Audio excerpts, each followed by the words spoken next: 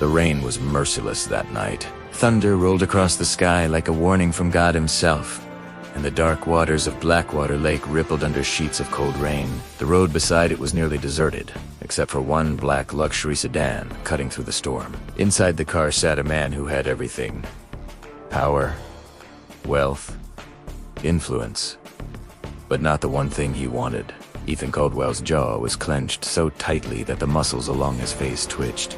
His tailored coat still carried the scent of the private hospital wear. Just 3 days earlier, his wife had given birth. He had waited years for this moment, years for an heir, for a son to carry the Caldwell legacy. Instead, he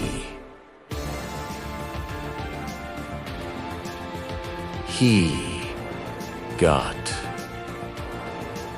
Oh, in the back seat, wrapped in a soft pink blanket, lay a newborn baby barely 3 days old. Her tiny fingers moved gently as she slept, unaware of the storm outside, and the storm sitting behind the steering wheel. A girl, Ethan muttered under his breath, bitterness dripping from every syllable. After everything, a girl. His company, Caldwell Global Holdings, dominated half the city skyline. His name carried weight in boardrooms, political offices, and charity galas. He was a man who shaped destinies, but in his twisted mind, destiny had betrayed him. His wife, Amelia, was still recovering at the hospital. Weak, exhausted.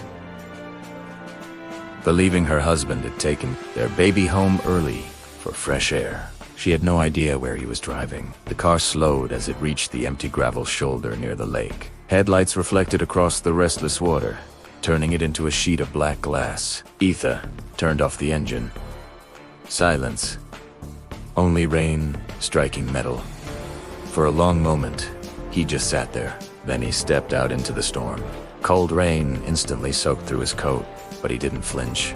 He walked to the back door and opened it slowly. The baby stirred.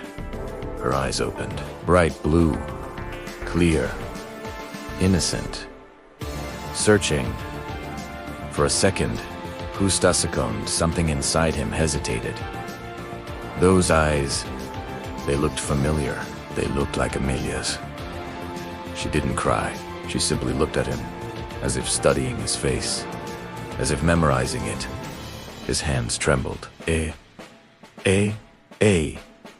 Dad hated that a fragile, tiny human could make him hesitate. You were supposed to be my legacy, he whispered coldly. Not my disappointment.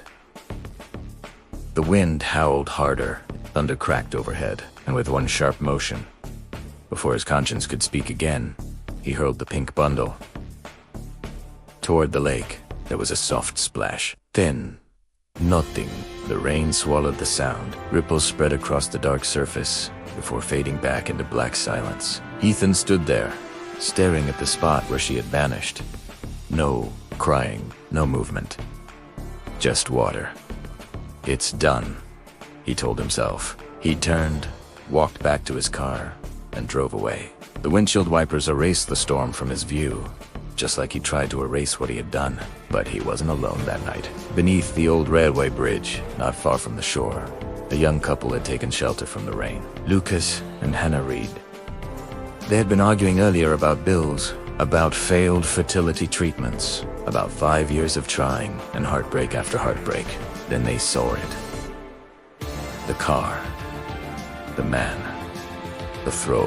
For a moment, they didn't believe what their eyes had witnessed. Then Hannah screamed, "Oh my God!" Lucas was already running. By the time Hannah reached the shore, Lucas had thrown himself into the freezing lake. The cold hit him like knives. The water stole his breath instantly, but he dove anyway. Seconds felt like hours. Rain pounded the surface. Hannah dropped to her knees at the edge, sobbing, praying, begging, "Please, please." Then, a splash. Lucas broke through the surface. One arm cutting through water, the other holding something pink.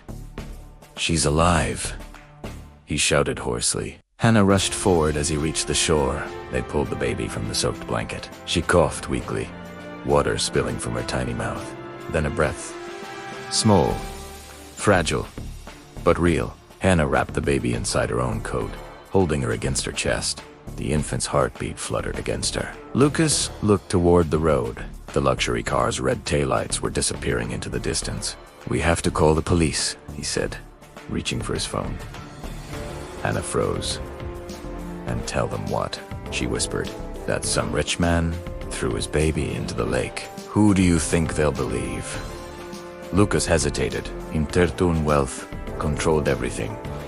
Money buried scandals. Money erased crimes. Hannah looked down at the baby again. 5 years of empty cribs. 5 years of silent nurseries. 5 years of tears. And now, this. She was meant to live, Hannah said softly, and we were meant to be here. Lucas stared at her. "You're not saying she would be dead if we had seen it. Whoever that man was, he didn't want her alive." The baby shifted slightly, curling her tiny fingers around Hannah's coat. Lucas swallowed hard. "If we report it, they might come looking for her." Hannah's voice trembled, but her eyes were steady. "Then we don't report it." Silence. Only rain. Only fate hanging in the air. Finally, Lucas nodded. "Then we leave," he said quietly. "Tonight." Hannah looked down at the baby, tears mixing with rain on her face. "We'll call her Grace," she whispered, "because that's what saved her." Far away, Ethan Caldwell drove into the city lights, believing his secret had sunk beneath the water. He didn't know the storm hadn't ended. It had just begun. And 25 years later, it would return, stronger than ever. 25 years later, the storm had long passed. Blackwater Lake was calm now, almost peaceful, as if it had never swallowed a secret that night. But secrets don't drown. They wait. Across town, inside a sleek glass tower that pierced the skyline, Ethan Caldwell stood in his corner office overlooking the city he believed he owned. His empire had doubled in value. Caldwell Global Holdings now controlled construction, energy, media, and even portions of the city's infrastructure contracts. Politicians shook his hand. News anchors praised his philanthropy. Investors worshipped his instincts. And most importantly, he had a son. After divorcing Amelia 2 years after the tragic loss of their infant daughter, officially declared a case of sudden neonatal complications, Ethan remarried a younger socialite named Victoria. With an Aguirre, she gave him exactly what he wanted. A boy. Daniel Caldwell, the heir. Everything Ethan had envisioned. Now, 23. Daniel was being groomed to take over the corporation. MBA graduate. Polished. Confident. Loyal. Ethan believed the past was buried. He believed that one reckless night had been washed away by rain and silence. It was wrong. On the other side of the city, inside a modest but elegant home filled with framed photographs and warmth money couldn't buy, Grace Reed adjusted the black collar of her judicial robe. Judge Grace Reed. At 20, she was one of the youngest appointed district judges in state history. Brilliant. Disciplined. Relentless. Lucas and Hannah Reed had raised her with honesty eventually. On her 18th birthday, they told her everything. Not the details at first. Just the truth. "You were chosen," Hannah had said softly. Grace sensed there was more. Years later, when she pushed for the full story, they told her about the rain, the lake, the man. It shattered her, but it didn't break her. Instead, it forged something inside her, a fire. She studied law with obsessive focus, graduated top of her class, prosecuted corporate misconduct cases with ruthless precision. Corruption disgusted her. Power without accountability angered her. Somewhere deep down, she always felt connected to that night. Though she had no memory of it, she just knew she had survived something. And survival demands purpose. Her current case was the largest of her career.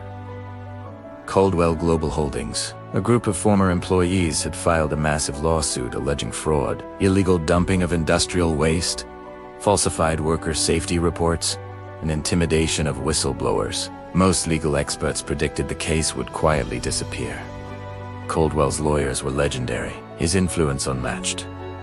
But fate had an unusual sense of irony. The case had been randomly assigned to her courtroom. When Grace first saw the name Ethan Caldwell on Tato Kit, something stirred inside her, an unexplainable chill.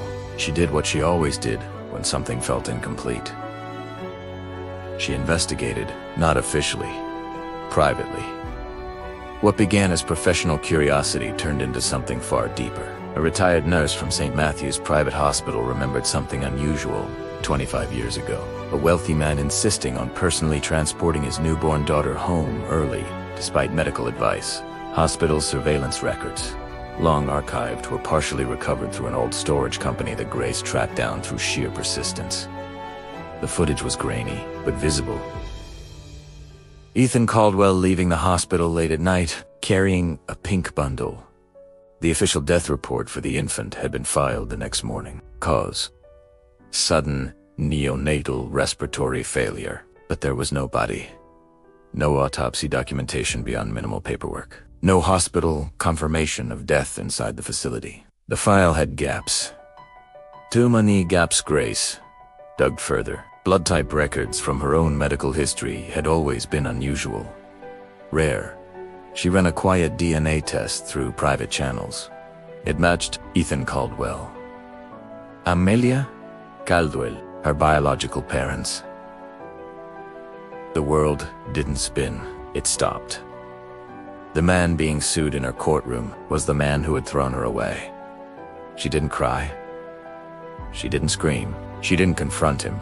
She waited. Because justice isn't emotional, it's strategic. Now courtroom doors opened. All rise.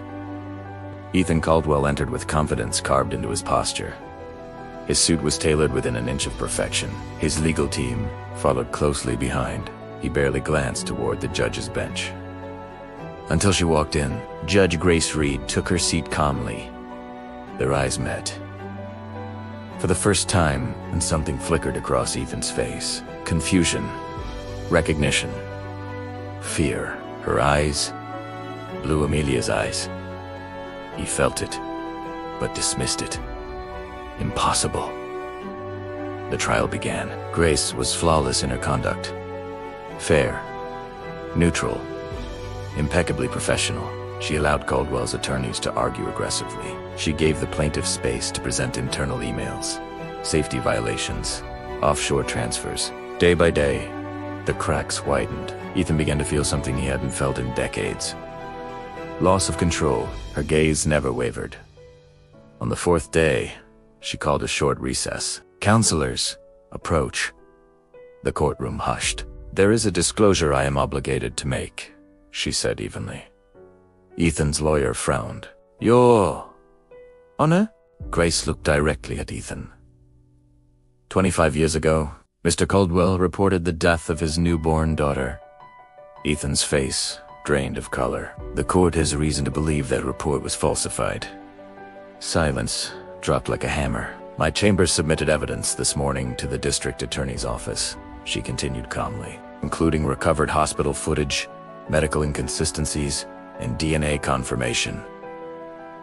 Ethan stood abruptly. What is this nonsense? Grace's voice did not rise. No nonsense, Mr. Caldwell. She paused, then said the words that shattered him. I am that daughter. Gasps filled the courtroom. The blue eyes he had seen in the rain, now staring back at him. Alive. Unbreakable. You survived, he whispered. A miracle? She replied. And two strangers who chose compassion over cruelty. Cameras outside the courtroom would soon explode with headlines. But inside that room was just a father facing the consequence of a choice he thought had sunk forever. Grace leaned forward slightly. This court does not favor wealth over justice, and justice does not forget. Outside, storm clouds gathered again over Blackwater Lake. History was about to resurface. The silence inside the courtroom lasted only seconds. But outside, it detonated like a bomb. Waiting on our news alerts were lighting up every major network. Billionaire accused of attempted murder of infant daughter. Presiding judge claims she is the child. By sunset, the story had gone national. By midnight, it had gone global. Ethan Caldwell sat alone in a private conference room inside his legal firm's skyscraper office. The television mounted on the wall replayed the footage again and again. The moment Judge Grace Reed revealed her identity. His secret. Destroyed in 6 calm sentences. She can't prove anything, one of his attorneys insisted. Pacing, circumstantial at best. Ethan didn't answer, because deep down, he knew. This wasn't circumstantial. This was inevitable. Across the city, Grace sat quietly in her home. The media had already begun camping outside her street. News vans lined the road. Flashing cameras reflected in her windows. Hannah Lucas sat beside her. They had always feared this day might come, but they never imagined it like this.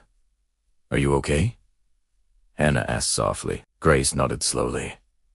"I'm not angry," she said. "I thought I would be, but I'm not." Lucas studied her face. "What are you feeling?" Grace's voice was steady. "Finis." Meanwhile, Caldwell Global Holdings began bleeding. Investors panicked. Stock prices plunged 28% in a single trading day. Board members demanded emergency meetings. Corporate partners began issuing temporary suspensions of joint projects. The word they used publicly was review. The word they used privately was exit. Then came the next shock. Amelia Caldwell, Ethan's first wife, the woman who had believed her daughter died from sudden complications. She had seen Grace's face on the news, and she froze. The resemblance was undeniable. The eyes, the jawline, the way she tilted her head slightly when listening. Amelia had never truly believed the hospital explanation. She had asked questions back then. Too many questions. Ethan had silenced them with anger. 10 distance. Their marriage collapsed under grief and suspicion. She never had another child. She couldn't. Emotionally, she never recovered. Now, 25 years later, she contacted the district attorney's office herself. "I want a DNA test," she said. When the results came back, there was no doubt. Grace Reed was her daughter. Alive. The reunion happened privately. No cameras.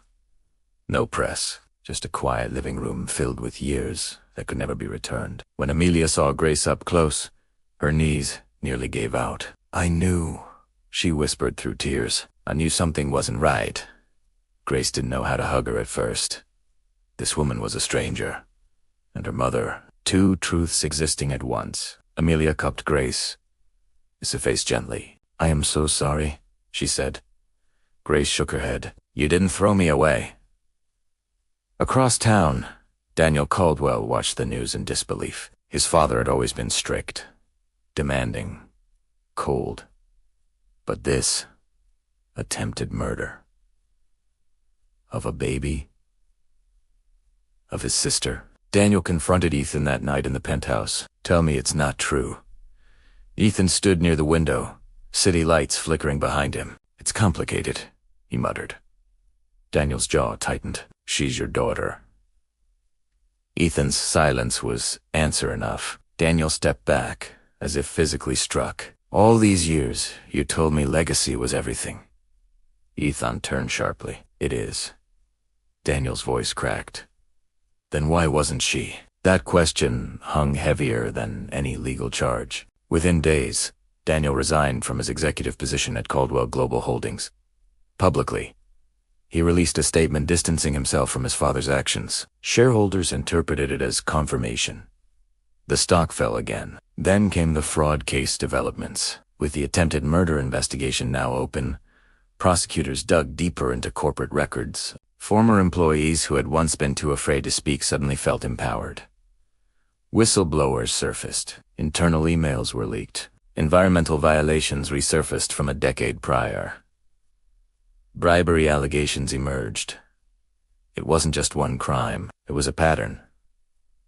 A lifetime of cutting corners, of bending morality to serve ambition.